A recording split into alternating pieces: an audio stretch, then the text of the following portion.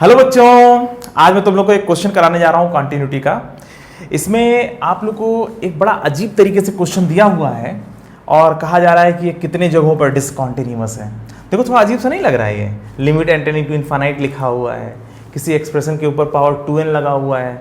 बताओ ऐसे फंक्शन में तो हम लोग नॉर्मली फंक्शन जैसा हम लोग देखते हैं उसमें पावर में limit n tending to infinite और पावर बहुत बड़ी, पावर में 2n लगा हो, तो इस तरह के क्वेश्चंस थोड़ा कम है पर हैं। तो ऐसे क्वेश्चंस को भी आप लोग समझ लीजिए, एग्जाम में अगर आता है तो जिन बच्चों को ये पता होगा वो जल्दी लगा लेंगे। ठीक है, तो मैं तुम लोग को पूरा इसका कॉन्सेप्ट बता दे रहा हूँ किस तरीके से ऐसे क्वेश्चन को सॉल्व करते हैं जब पावर में 2n लगा हो या n लगा हो और limit n tending to infinite लिखा हुआ हो। ठीक है, देखो इसको समझने के लिए हमें ये समझना पड़ेगा, जैसे मान लीजिए कोई फंक्शन है, ठीक है, limit n tending to infinite और x की पावर 2n, तो थोड़ा इसकी एनालिसिस कर लिया जाए। अगर हम इसकी एनालिसिस कर लेंगे, जो काम यहाँ पर होगा वैसा ही कुछ काम यहाँ पे भी होगा। सॉल्यूशन तो बहुत आसान है। अगर मैं इसको सॉल्व करना चाहूँ और तुम्हें बताना चाहूँ, तुम्हें याद करना हो, खाली समझना नहीं हो, तो ये तो तुरंत हो जाएगा कि इसकी वैल्यू ये रख दो, इसकी वैल्यू ये रख दो, जो आंसर आएगा काम हो गया।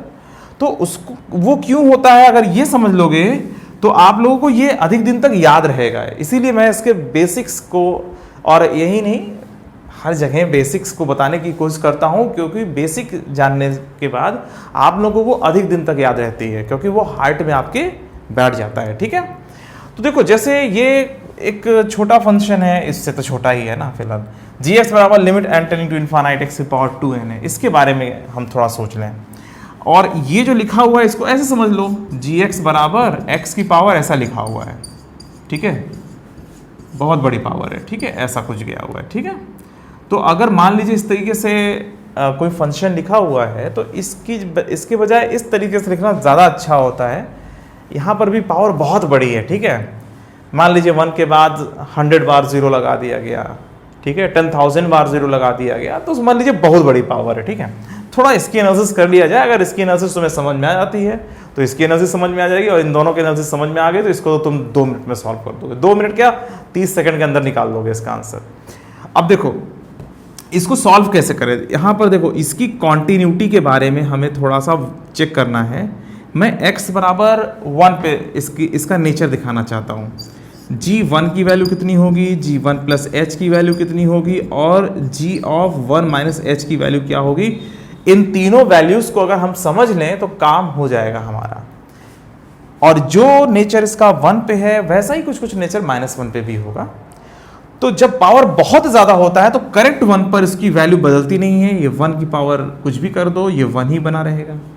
ठीक है, अरे भाई 1 की पावर तुम चाहे जितना ऐसा कर दो यार, ठीक है, कुछ भी कर दो, ठीक है, जो मन करे, ये 1 ही आएगा। ठीक है, तो अगर मैं g1 करेक्ट 1 पे फंक्शन की वैल्यू निकालूंगा तो ये 1 आएगा, और 1 से थोड़ा भी मैं बड़ा कर देता हूँ तो ये बनेगा 1 प्लस h की पावर ऐसा करके। ठीक है, हाँ, 1 से मैं थोड़ा सा भी बड़ा कर देता हूँ तो इसकी वैल्यू आपको पता है कितनी आने वाली है।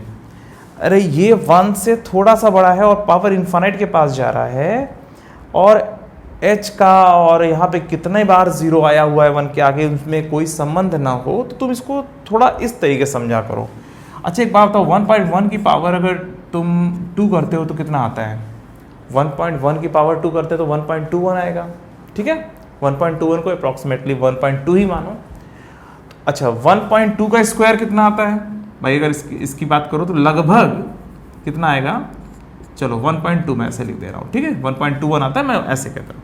अब 1.2 का स्क्वायर करोगे कितना आएगा, 1.44 आता है, तो 1.4 ही मानो, लगभग 1.4 मानो, कोई दिक्कत नहीं है। 1.4 कुल मिलाकर के इसकी वैल्यू बढ़ती जा रही है। अब 1.4 का स्क्वायर करो, 1.4 का स्क्वायर करोगे ये और बढ़ जाएगा, और जो आएगा उसका फिर स्क्वायर करो और बढ़ता जाएगा। तो देखो अगर कोई वैल्यू 1 से थोड़ा सा भी आगे है, करेक्ट 1 है, तो पावर कुछ भी कर दोगे उसकी वैल्यू 1 ही आएगी। 1 की पावर 1000 कर दोगे तो 1 आएगा। 1 की पावर 1 लाख कर दोगे, 2 लाख, 3 लाख, 4 लाख, कुछ भी कर दोगे उसकी वैल्यू लगातार 1 आती रहे। करेक्ट 1 की पावर कुछ भी लिखा हुआ है तो उसकी वैल्यू 1 आती रहेगी। ठीक है, अब अगर 1 से थोड़ा सा ऊपर कर दो, जैसे 1.1 कर दो, ठीक है, 1.1 की पावर अगर तुम करते हो, 1.1 की पावर 100 कर देते हो, तो भाई 1.1 की पावर 2 1.2 हो जाता है, 1.21 1.21 का स्क्वायर 1.44 के आसपास पहुंच जाएगा, ठीक है, 1.44 का स्क्वायर और ज़्यादा हो जाएगा। ऐसे करते करते करते करते जो है जब पावर ज़्यादा होती है और 1 से थोड़ा सा भी अधिक होता है तो वैल्यू इनफाइनाइट की तरफ जाने लगती है, ठीक है। तो इसको अगर आप जानते रहोगे तो अगर मैं इसकी बात करूं तो ये इनफाइनाइट की तरफ टेंड कर जाता है। तो अगर मैं इसको ऐसे लिखना चाहूं, चलो एरो लगा देता हूं, ये इनफाइनाइट की तरफ पहुंच जाता है, ठीक है। मैं इसको एक हटा दे रहा हूं, ठीक है। तो अगर मैं 1 प्लस एच पर जाता हूं, चलो मैं इसको ऐसे लिख देता हूं, ठीक है, कि अगर मैं 1 से थोड़ा सा भी अधिक कर देता हूं तो 1 प्लस एच की पावर जो है इनफाइनाइट अगर लगा हुआ तो इसको इनफाइनाइट के पास ले जाएगी, ठीक है।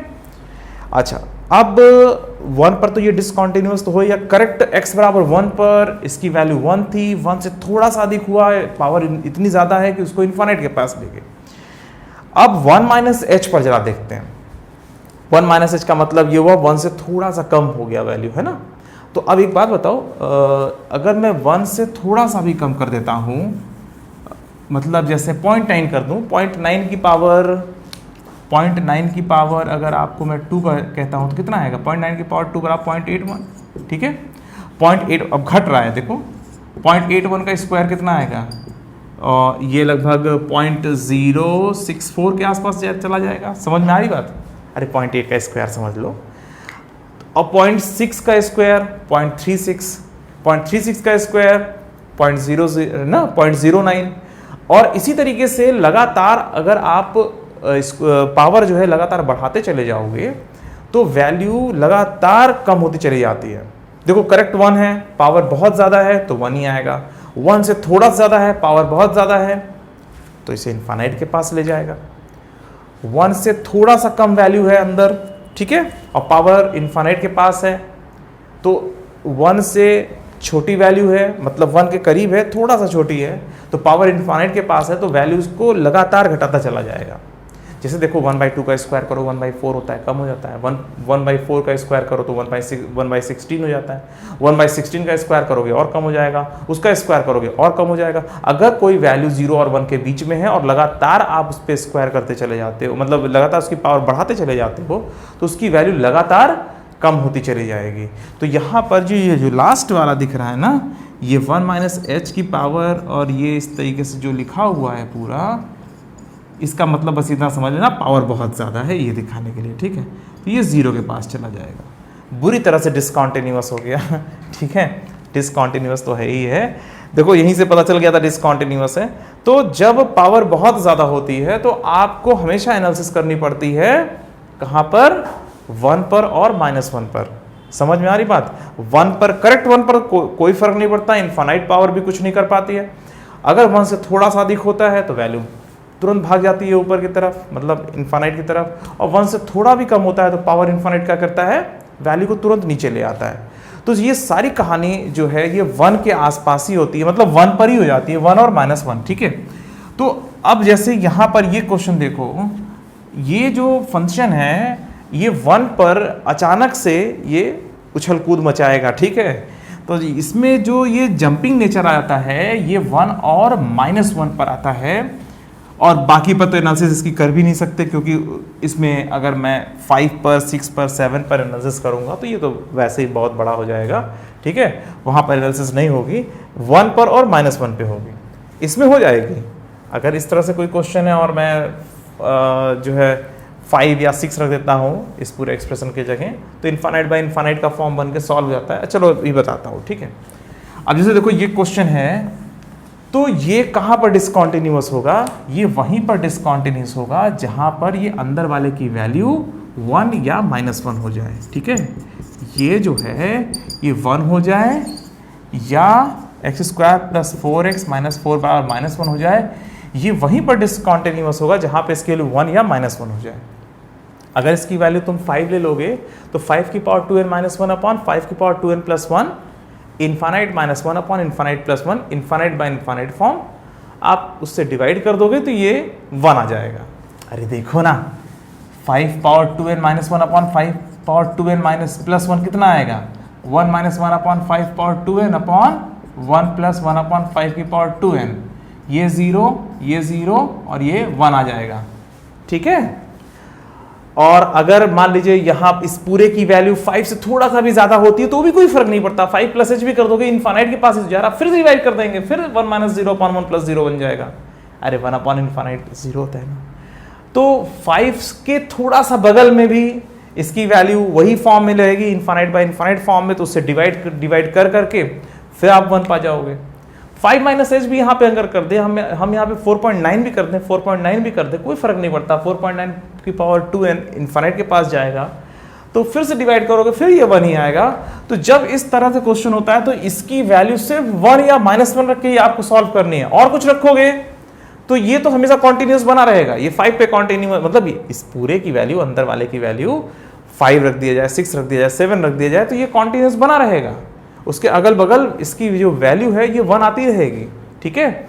मगर ये करेक्ट 1 और करेक्ट -1 पर इसकी वैल्यू थोड़ा सा अजीब से चेंज हो जाती है, इस वजह से ये डिसकॉन्टिन्यूअस हो जाता है, ठीक है, जब इसकी वैल्यू 1 या -1 हो जाए।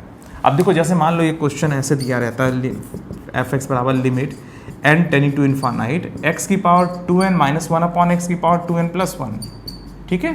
हम अगर इसकी एनालिसिस कर रहे होते तो हम कहते कि x बराबर -1 और +1 पे ये फंक्शन डिसकॉन्टिन्यूअस है और बाकी सब जगह ये कॉन्टिन्यूअस है। अगर मैं इसमें 1 पर चेक करता हूँ, अगर जैसे देखो इस वाले के लिए इसको मैं थोड़ा सा ऐसे कर दूँ, अगर मैं f1 निकालता हूँ कितना आएगा इसमें, देखो जरा, f1 बराबर, पहले मैं 1 पे चेक करता हूँ, ठीक है, 1 की पावर 2n माइनस 1 अपॉन 1 की पावर 2n प्लस 1 और लिमिट लगा हुआ है, लिमिट एंड इनफाइनाइट बराबर 1 माइनस 1 अपॉन 1 प्लस 1 बराबर 0, ठीक है। 1 पे इसकी वैल्यू 0 आ रही है। अच्छा, 1 से थोड़ा सा अधिक हो जाए तो 1 प्लस एच की power 2n minus 1 upon 1 plus H की पावर 2n प्लस 1, ठीक है, बराबर 1 माइनस 1 अपॉन 1 प्लस एच की पावर 2n और नीचे 1 प्लस 1 अपॉन 1 प्लस एच की पावर 2n। समझ में आ रही बात। और ये बराबर कितना जाएगा, ये बराबर आ जाएगा 1 minus 0 upon 1 plus 0 that is equal to 1, ठीक है।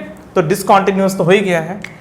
अगर आप करेक्ट 1 रखते हो तो 1 की पावर 2n 1 ही रहता है, कोई फर्क नहीं पड़ता, तो ये 0 की तरफ भाग जाएगा। और अगर 1 से थोड़ा सा भी अधिक हो जाए तो ये इनफाइनाइट के पास पहुंच जाता है, तो इसको डिवाइड करेंगे न्यूमरेटर और डिनोमिनेटर में, तो 1 माइनस 0 अपॉन 1 प्लस 0 बराबर 1 आ जाएगा। ऐसी 1 माइनस एच अगर यहाँ रख दें, मैं अगर 1 माइनस एच करूँगा तो ये 0 माइनस 1 अपॉन 0 प्लस 1 बन जाएगा। अरे भाई 1 माइनस एच कितना आएगा, f1 माइनस एच कितना आएगा, 1 माइनस एच आएगा 1 माइनस एच की power 2n minus 1 upon 1 minus H 1 minus H की पावर 2n प्लस 1, ठीक है। और ये बन जाएगा कितना, ये 1 माइनस एच मतलब 1 से थोड़ा कम है, पावर इनफाइनाइट, तो 0 minus 1 upon 0 plus 1 that is equal to -1। तो 1 पर ये डिसकॉन्टिन्यूटी करने लगा, डिसकॉन्टिन्यूअस हो गया है ये। तो आप लोग अलर्ट रहिएगा कि जब कभी पावर बहुत ज़्यादा हो, वैसे मैंने इसी से इस क्वेश्चन को बनाया था, ठीक है। तो ये क्वेश्चन पहले आ चुका है, तो इसी को मैंने कॉपी किया था इस क्वेश्चन में। तो ये वाला जो कॉन्सेप्ट है ये 1 और -1 पे देता है कि ये डिसकॉन्टिन्यूअस है। तो अगर ये क्वेश्चन आया हुआ है तो ये भी वहीं पर डिसकॉन्टिन्यूअस होगा जहाँ पर ये 1 या -1 हो जाए। तो सीधा सीधा यहाँ पर इसको कॉपी कर लिया था मैंने। तो आप लोग इसको याद रखेंगे, ये बड़ा इंपॉर्टेंट क्वेश्चन है, वेल नोन क्वेश्चन है किसी भी एग्जामिनर के लिए। हो सकता है कि एग्जाम में ये दिखाई दे आपके, ठीक है। तो आप यहाँ पर सीधा सीधा ऐसे 1 और -1 करके चेक कर लेंगे और इसके बाद x की दो वैल्यू मिल जाएगी, कुल मिला के 4 वैल्यूज पर, ठीक है। तो x square plus 4x minus 5 बराबर 0। अब इसको सॉल्व कर लीजिए, -4 plus b square minus 4ac कितना जाएगा प्लस 20 है ना, अपॉन 2 x बराबर कितना -4 प्लस माइनस 6 अपॉन 2, x की वैल्यू कितनी आ जाएगी 1, एक तो 1 आ गया, 6 माइनस 4 अपॉन 2 और एक आ गया -5, सही है, देखो हाँ -5। तो ये x की वैल्यू 1 और -5 पर पक्का ये डिसकॉन्टिन्यूअस है, क्योंकि 1 और -5 पर इसकी वैल्यू 1 हो जाती है और इसके अगर x की वैल्यू 1 और -5 के अगल बगल जरा सा भी हिलेगा तो इस पूरे की वैल्यू 1 से अगल बगल हिलेगी जरूर। और जैसे ही 1 के अगल बगल ये होगा, पावर इनफाइनाइट बैठा हुआ, उसकी वैल्यू या तो इनफाइनाइट पर भगा देगा या तो 0 पे ला देगा, या तो इनफाइनाइट या तो 0 पे ला देगा। करेक्ट ये 1 होगा तब तो ये 1 माइनस 1 अपॉन 1 प्लस 1 0 बना रहेगा। ये 1 से इस पूरे ओवरऑल इसकी वैल्यू अगर 1 से थोड़ा सा भी अधिक होगी तो इनफाइनाइट क्या करेगा, इनफाइनाइट पास ले जाएगा और फिर मैंने जैसे आपको बताया था ये डिसकॉन्टिन्यूटी की तरफ बढ़ जाएगा। इस पूरे की वैल्यू 1 से थोड़ा सा भी कम होगी, मैंने तो करेक्ट 1 करके इसका आंसर निकाला है, अगर 1 से थोड़ा सा भी ये कम होगा तो इसकी वैल्यू 0 के पास पहुंच जाएगा, 1 से थोड़ा सा अधिक होगा इन्फाइनाइट के पास पहुंच जाएगा, ठीक है। और करेक्ट 1 पर ये 1 हो जाएगा, 1 माइनस 1, 0/0 प्लस 1 माइनस 1, ठीक है, करेक्ट। अब इसी तरह सीधे सॉल्व कर लो, कोई दिक्कत नहीं है। x² प्लस 4x माइनस 3 बराबर 0, सही है। तो x बराबर कितना जाएगा, -4 plus minus b² minus 4ac/2, सही है। हाँ, और ये बन जाएगा x बराबर -4 प्लस माइनस अंडर रूट कितना 28/2, ये बन जाएगा -4 प्लस माइनस 7/2 और बन जाएगा x बराबर -2 प्लस माइनस √7, ठीक है। तो यहाँ से भी दो वैल्यूज आ रही हैं जहाँ पर ये डिसकॉन्टिन्यूअस है, और यहाँ से भी कुल मिलाकर के इसके 4 आंसर आए। कौन कौन से, ये कहाँ पर डिसकॉन्टिन्यूअस है, 1 पर, -5 पर, -2 प्लस √7 पर और -2 माइनस √7 पर ये फंक्शन डिसकॉन्टिन्यूअस है। समझ में आ रही बात बच्चों आप लोगों को? तो जब कभी पावर में बहुत बड़ा नंबर दिया हुआ हो, ठीक है, limit n tending to infinite करके भी लिखा हुआ हो, तो आप लोग तुरंत अलर्ट हो जाइएगा। उसकी वैल्यू जब 1 होती है, पावर इन्फाइनाइट बैठा हुआ है, जैसे इसकी वैल्यू 1 होती है तो ये उस समय शांत रहता है, पावर इन्फाइनाइट कुछ नहीं उसका बिगाड़ पाता। मगर 1 से थोड़ा सा भी ऊपर नीचे करता है ना, जैसे ऊपर करेगा ये पावर इन्फाइनाइट इसको इन्फाइनाइट के पास ले जाएगा, जैसे 1.1 की पावर इन्फाइनाइट। और जैसे अंदर वाले की वैल्यू अगर 1 से थोड़ा सा भी कम होती है तो पावर इन्फाइनाइट उसे 0 के पास ढकेल देता है। तो इसी वजह से डिसकॉन्टिन्यूटी डेवलप होती है। तो इसको आप लोग ध्यान रखिएगा, ये एग्जाम के लिए बहुत इंपॉर्टेंट है, ठीक है बच्चों, इसको जरूर याद रखिएगा। हाँ, और इस तरह से जितने मैं क्वेश्चंस आप लोग करा रहा हूँ सब के लिए नोट्स बना लीजिए और उसको लिख करके हमेशा रिवाइज करते रहा करिए, ठीक है। कुछ हेल्प हो जाएगी एग्जाम में तो बहुत अच्छा होगा, ठीक है। चलो बच्चों, आज के लिए सिर्फ इतना ही, फिर मिलते हैं, बाय बाय।